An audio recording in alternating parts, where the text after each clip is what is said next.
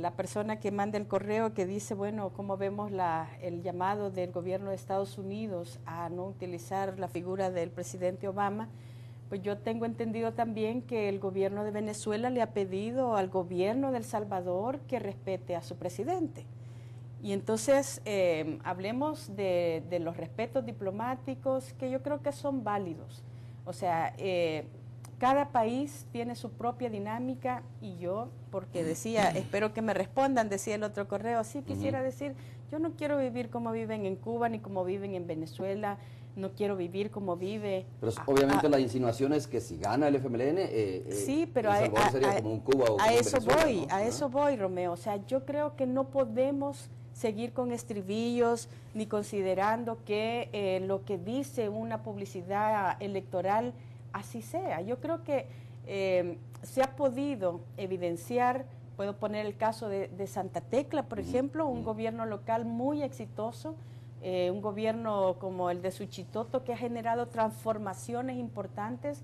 Y de eso se trata, de eso desde mi punto de vista y lo que por lo menos yo como ciudadana de mi país quiero hacer es que la gente viva mejor, o sea, de eso se trata. Y creo que no debemos de compararnos con ese tipo de situaciones porque son muy particulares, tienen su propio mecanismo de existir, su propia razón de ser, y creo que lo que nos compete a nosotros como mujeres y hombres de nuestro país es construir nuestro propio país, de eso se trata. Okay. Liliana, esta pregunta sin duda que iba a ser inevitable, ¿no? Durante el transcurso de este programa dice, una pregunta muy puntual a tus invitados, ¿por qué si el FMLN es la alternancia, por qué ellos fueron expulsados de ese partido político? Dice. Bueno, mira, no fueron expulsados. no, eso, gracias por la pregunta, pero realmente. Me parece que es importante, por claro, eso la leí, porque hay que aclarar este tipo de cosas. Claro. Mira, yo podría aclararle, y gracias por la pregunta a quien lo mandó.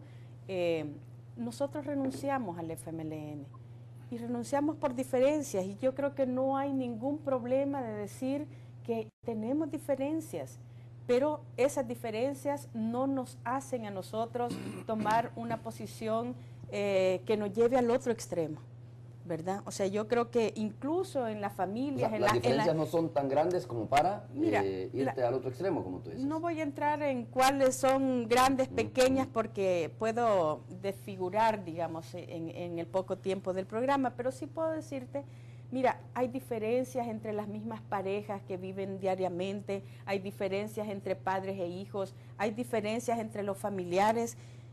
Aquí hay diferencias, yo creo que no podemos decir, no, mire, yo no tengo diferencias y yo me sumo, no puedo, o sea, sería deshonesta conmigo y con ustedes que nos están escuchando, pero hoy por hoy, en esta coyuntura, lo que hacemos es decir, queremos apoyar a Mauricio Funes porque creemos que él representa la alternancia y la posibilidad de que probemos que se puede vivir de otra forma en El Salvador, de eso se trata. Además nosotros, Romeo, hablamos en todos nuestros planteamientos de generar gobernabilidad. Nosotros mismos, como FDR, planteamos candidaturas al órgano legislativo.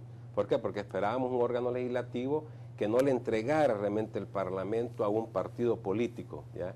Que rompiera ese esquema y que hubiera realmente una tercera fuerza que hiciera un balance en favor de la gente, porque a la hora de las horas allí en la polarización no se resuelve nada. ¿Qué ha resultado ahora? Ha resultado, y eso la población lo hizo, la población lo decidió, le entregó el órgano legislativo reiteradamente a la derecha de este país. ¿Qué pasa si además del órgano legislativo le entregan a la derecha el ejecutivo? Obvio, es romper lo que nosotros estamos planteando de la gobernabilidad, pero nosotros creemos que ahora el balance para la gobernabilidad es darle el ejecutivo a Mauricio Funes, que puede realmente procurar mucho más acercamientos a la hora de gobernar, digamos, junto con todos los órganos del Estado y obviamente, y insisto yo, siempre con la población, siguiendo lo que esté haciendo el gobernante en ese punto. Yo creo que es importante eso. Héctor, a veces cuando se habla sobre la situación económica, algunos sectores dicen, pero hay una exageración en esto, ¿no? También los gobiernos de Arena han hecho cosas importantes, como el Fosalud, que al fin y al cabo es una cuestión que fue aprobada por todos los diputados de todas las fracciones políticas en la Asamblea Legislativa, etcétera. Pero de repente algunos sectores dicen que hay una exageración sobre el costo de la vida en El Salvador y que realmente no es tan crítica como pareciera ser. Bueno, yo creo que depende de qué sector estemos hablando. Hay una persona conocida mía también, digamos, de muy humilde, trabajadora, que me decía, quizás en el marco de la exageración, me decía, bueno, mire, me decía, Héctor, ¿y cuál es el problema de la recesión? Si yo toda mi vida he estado en recesión, me decía, ¿ya? Y uno como economista, realmente se le acaba el discurso y uno dice, realmente, bueno, eso es lo que le pasa a la población. Ahora, el problema de la crisis, fundamentalmente, aparte de que la gente que ha estado en crisis va a continuar en crisis, el problema es que de la crisis misma se está haciendo un manejo para generar ganancias en los mismos sectores que siempre han acumulado ganancias. En esto, normalmente los perdedores no son realmente la gente del gran capital, sigue siendo la población. Se ha dicho, esto va a durar como 2 o 3 años, pero están hablando del sector del gran capital. Cuando hablamos de la población general, eso le va a durar más de una década que se recupere de la situación económica. Entonces yo sí creo que están pasando cosas como exageraciones, por ejemplo, las tasas de interés de las tarjetas de crédito están subiendo 10 puntos en algunas tarjetas para la población de menores ingresos. Eso es precisamente decirle no va a poder honrar su crédito aunque tenga la disciplina y tenga la vocación de honrar sus compromisos, porque simplemente por problemas de capacidad. Y el problema en esto es, bueno, ¿y quién controla el mercado en este sentido? O sea, la Defensoría del Consumidor, lo que es la Superintendencia de Competencia. El problema de estas entidades en las que nosotros dimos nuestros votos cuando éramos parlamentarios para que esas leyes se instituyeran precisamente las entidades, el problema es que todavía le falta mucho más capacidad de ser más vigilante y además poder sentenciar realmente los casos de abusos que están pasando en el mercado. Entonces, lo que nosotros sí creemos es que el costo de la vida, y eso como lo citó Ileana, los mismos entidades públicas lo están confirmando, el costo de la vida está incrementándose.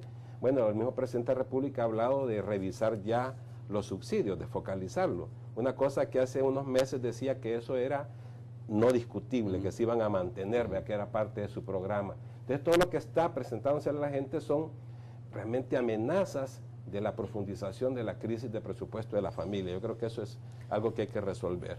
Muy brevemente decirte, Romeo, yo creo que es distinto cómo vivimos en San Salvador, ¿verdad? Y alguien que vive en San Salvador puede decir si aquí no hay crisis, centros comerciales, la gente comprando o por lo menos abarrotando los centros comerciales y a veces no compra absolutamente nada. Pero yo sí quiero decirte, en estos 2 años que he estado trabajando más como consultora en distintas partes del país, he podido comprobar que en pleno siglo XX, o sea, miles de mujeres y de niñas hoy por hoy no tienen acceso a agua, ni a vivienda digna, ni a una alimentación como debería de ser. Eso es crisis, o sea, a eso se le llama crisis, o sea, a la posibilidad de no satisfacer las necesidades más elementales. Que una niña deje de ir a la escuela porque tiene que acarrear 2, 3 cántaros de agua para llevarlos a su casa, eso es crisis. O sea, una mujer que tiene que lavar, planchar para llevar comida porque no alcanza, también es parte de la crisis. O sea, el esfuerzo que están haciendo miles de mujeres, de niñas y de hombres, obviamente, pero yo pongo énfasis en esto porque, mira, el problema de la crisis económica o los problemas de carácter social como la violencia, lamentablemente a quien afectan más es a las mujeres. Y yo creo que no podemos cerrar los ojos ante una realidad. Vivir en San Salvador o vivir en las cabeceras departamentales es muy distinta a lo que está ocurriendo en cantones, caseríos, fuera de esos ámbitos. Así que yo invito a que reflexionemos que hablar de la crisis económica en abstracto, de números, que el déficit, etcétera, puede sonar así como muy frío. La realidad es que la gente cada vez le alcanza menos para vivir. Bueno, vamos a leer este correo, entender a la pausa. Un saludo, dice, es de reconocer la posición de Ileana y de Héctor Córdoba, así como los demás dirigentes del FDR que se han sumado en apoyo a Mauricio Funes. Ciertamente tuvieron divergencias con algunas personas en el FMLN, pero con esta acción demuestran que son de una u otra forma coherentes con sus palabras. Lástima que otros de sus compañeros actúen por el simple resentimiento y el deseo de desquite, como lo está haciendo, dice Orlando Mena y Julio Hernández. No compartí la conformación del FDR, pero sí todos pensamos igual, sería contrario a la dialéctica. Espero sigan apoyando y podamos lograr el triunfo, dice de Mauricio, el 15 de marzo, porque necesitamos un cambio seguro, dice este correo de Sergio Peñate. Hacemos la pausa, regresamos, la última pausa y regresamos a ver.